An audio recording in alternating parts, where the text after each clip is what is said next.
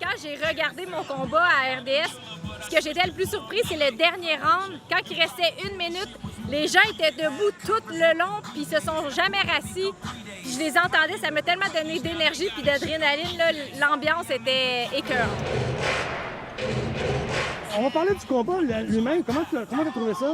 Le combat, ça a été un combat de la première seconde à la dernière d'intensité.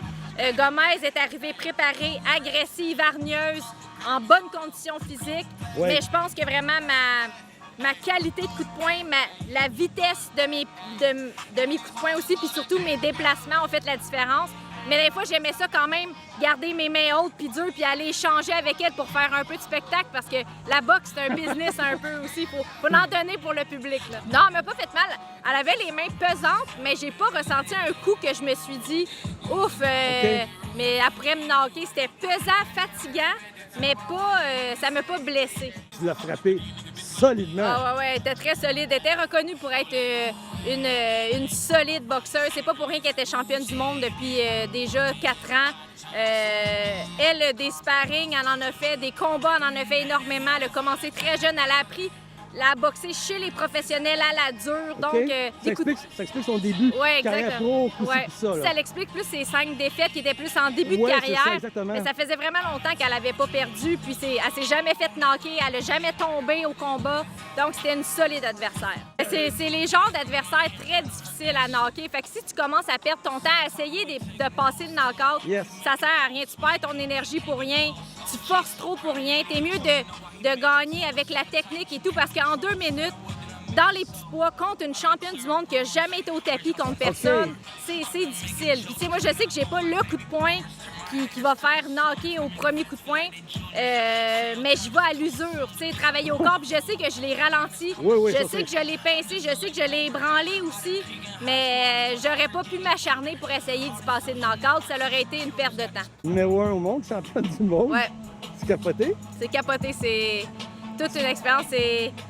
Tu sais, le sentiment du devoir accompli, le travail au gymnase avec Daniel, Stéphane, mon préparateur physique, Fred, toute l'équipe d'Yvon Michel. Tu sais, je sais qu'on a tous le même rêve, puis d'accomplir ça, c'est grandiose. C'est des années de travail. Tu sais, Pierre, tu me suis depuis 10-15 ans, puis tu m'as vu chez les amateurs, tu m'as vu dans des défaites, des victoires, de toutes sortes d'affaires.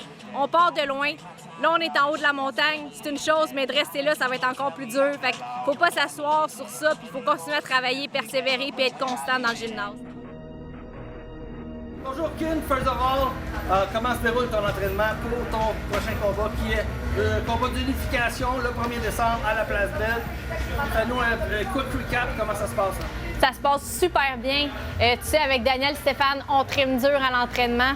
On est allé 2 semaines en République dominicaine, c'est un boost d'énergie. On est allé s'entraîner dans le sable, dans l'eau. On a fait beaucoup de boxe. Puis là, depuis 2 semaines, j'ai recommencé le sparring. J'ai des très bonnes partenaires d'entraînement. CS Baillargeon, que vous connaissez, Mathilde Baraillé, Erika Camara, qui est la conjointe de Jessica Camara. Puis hier, j'ai mis les gants avec Sarah Gigadjou. Je sais pas si tu t'en rappelles des championnats canadiens. Elle est ici pour une semaine. Elle fait ses débuts pro le 12 novembre. Fait qu'on fait des entraînements ensemble. Ça fait vraiment de la belle qualité de sparring.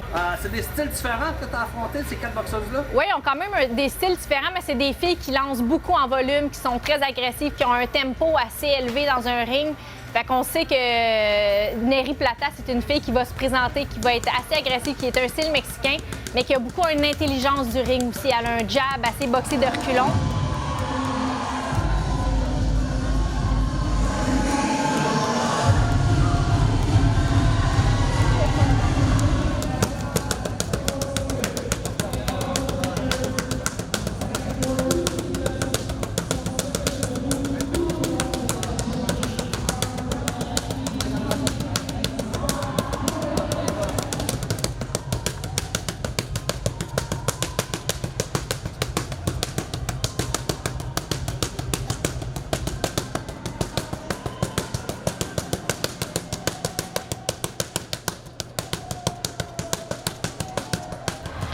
Venez voir mon combat le 1er décembre à la Place Belle. Vous ne serez pas déçus. Il va y avoir une belle sous-carte. 3 combats féminins, dont même Marie-Pierre Roule, Caroline Vert, Derek Pomerleau qui est extraordinaire, Mazloum. Ça va vraiment être une belle carte. Mon combat, ça ne sera pas ennuyant. On va aller écrire l'histoire. l'histoire dans le livre va commencer avec un K pour Kim Clavel.